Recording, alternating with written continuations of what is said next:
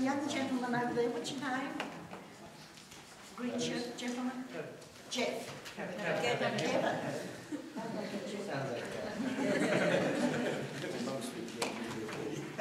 Kevin asked a question before that I just want to address to us all. He said that I'm talking about in 6 weeks' time I should be able to do this 12 weeks' time. And I want to come back to the fossilisation part of it.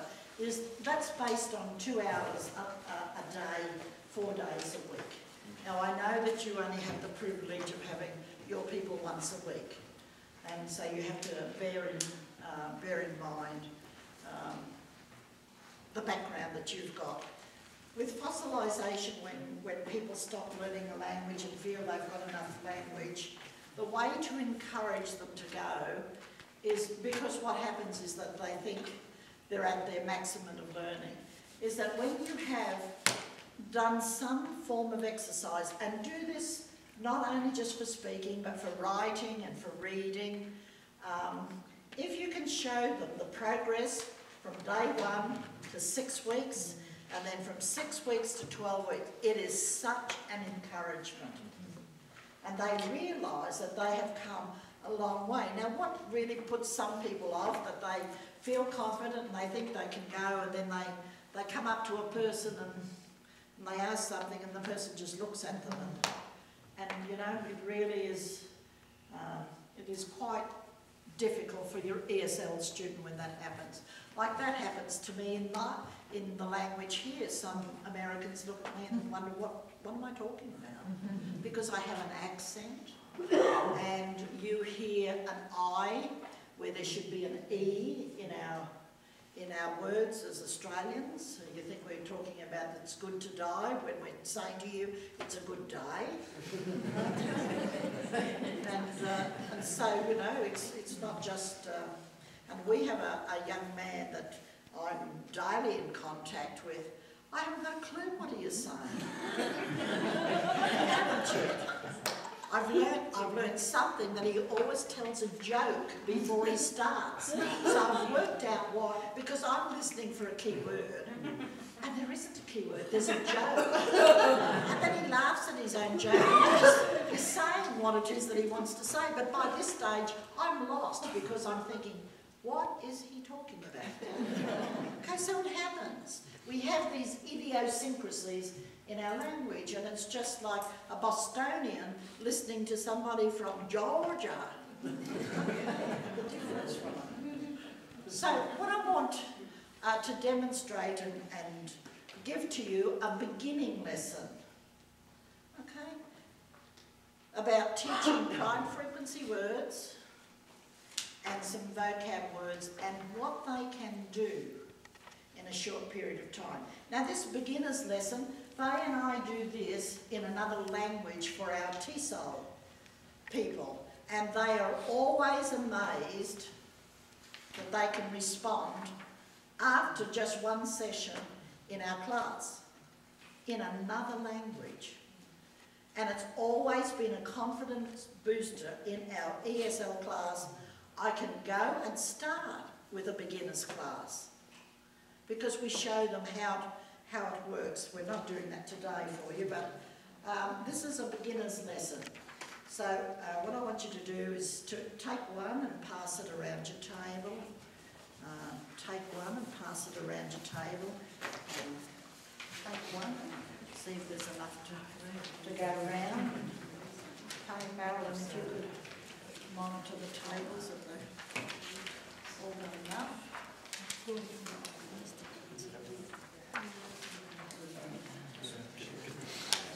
So we're right, everybody's got one. If there's an extra.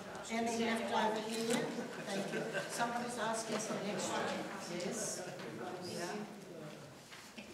All got one? Yes. Okay. Right, so in the first column you see we have our prime frequency words. Number of words from your list of 110 words that you need to teach right off. In the third column you'll see the vocab words that we're using. name, live, where, city, home, picture, big, family. And the things that you teach them to begin with are things that people are interested worldwide about people. In my class room, I always have a map of the world. I carry one, and at the present time it's on the door of my bedroom over at the base. I have a map of the world. And where I'm teaching, if I'm teaching in, say, Angola, over here on the west coast of Africa, I will show my students where I live, which is the northeast of Australia. I will show them where they are in relationship to my country. I then will show them where they are in relationship to Israel, because we are going to be using John's Gospel, and I want to set a scene, and I show them where they are in relation to the United States of America. Now, why do I choose in Angola to show where the United States of America is? Any ideas why that might be? Speak up. Media, a lot of media comes from. A lot of media comes from the United States. Everybody's interested. Maybe you don't know a lot about geography with it, I don't know, that's not a put down. But Angola has very rich oil fields in it. And when the peace accord was signed some years ago, Colin Powell came over for the signing of it, and I was privileged to be in the country at that time and was there. And there was an agreement made that the United States of America, because you are very, very generous people, you're always giving your money away to other people. Okay, I know some of you would wish that you'd keep it home and get your deficit down, and I agree with you, but you do, because, you know, as they say, you're the policeman of the world. You feel you need to, you know, to be there alongside there. And so in Angola, in their peace accord, is this big agreement about oil that's being resourced out of Angola. So everybody in Angola believes they're going to be rich one day because of America buying their oil. And it's by word of mouth. Okay, it just spreads in a country. And they will always ask me, have you been to America? And if people are wanting to go somewhere in these countries, and you cannot fault them for wanting that. Their lives are so desperate. They want to get out of it. They always want to come to the United States of America. I've spoken to people and saying, well, if you'd like to come to Australia, I could help you. No, United States of America. Now, I can assure you there's absolutely nothing wrong with Australia. It's a beautiful country. And it would be easier for some of them to get into our country than it is to the United States. But there's this perception, rightly or wrongly, and I don't have a judgment on it, about the United States. And so that's why you show them in relationship. They always want to know where I come from, and they always want to know if I've got a family. And so I'll always take a picture, Granny's brag book, of my children and my grandchildren. And I have with my mother and father as well, though they have gone to be with the Lord. They're interested in family. That's what they're interested in about me. So why not teach in your class about their interest? At this stage, they're not interested about getting a job. They're interested in me as a teacher. I've come into their midst. Why would I do that? And so they want to know about it. And so we start with, where are you from? Your country, region, or your town? We talk about that. We talk about where are they in relationship to the capital? Because many people have never been to the capital of their country. Okay, when you've just got feet, and no other transporters in Angola for many, many years. They have no idea where they are, and so a map is a very, very good way of showing them. And so, the first line we see, Mayan is a prime frequency word, so my name is the vocab word. Then you teach a prime frequency word of your, her, his, what. They're the prime frequency words, and you still use the same vocab word. You're not overloading them. So you can ask them, you know, my name is, what is your name? What is his name? What is her name? Okay? 7 minutes they can learn that in. Now, will they remember it to the next class? Who knows, till the next class comes. But by the time that you have taught for a 2-hour time, they will know that. And then live is the next vocab word. At, I, you, they, and do. They're the prime frequency words that you teach with the word live. I live at, you live at, they live at, where do you live? Are and from, where are you from? Okay. And we're not going to get into the rules that we shouldn't end a sentence with a preposition. We're wanting conversation English. If I said, from where are you? The same is, where are you from?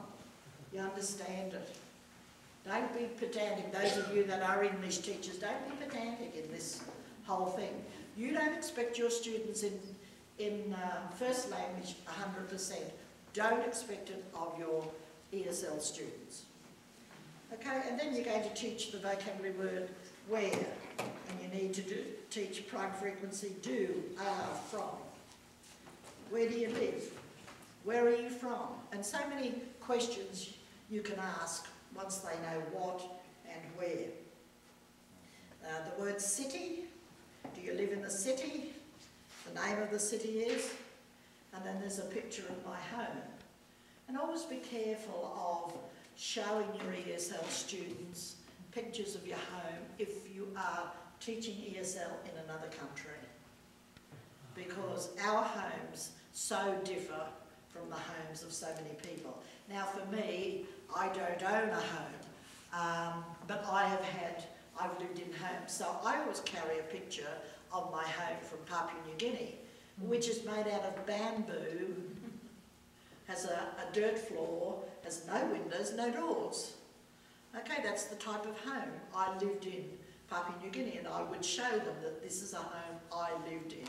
And it's not a threat to them, and it's not a point of envy to them, because their homes are just as simple, like I'm thinking of in Angola and Mozambique and Chad.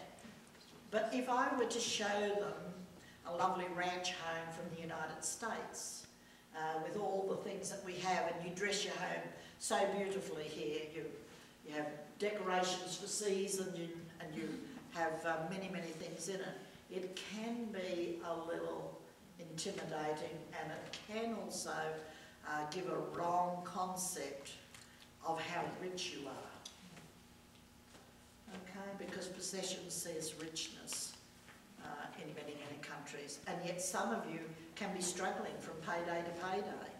You know, I don't know any of your situations, but you make ends meet and nothing much more than that, especially with the economy the way. So this is a picture of my home, picture, and so on. Look at the last sentence.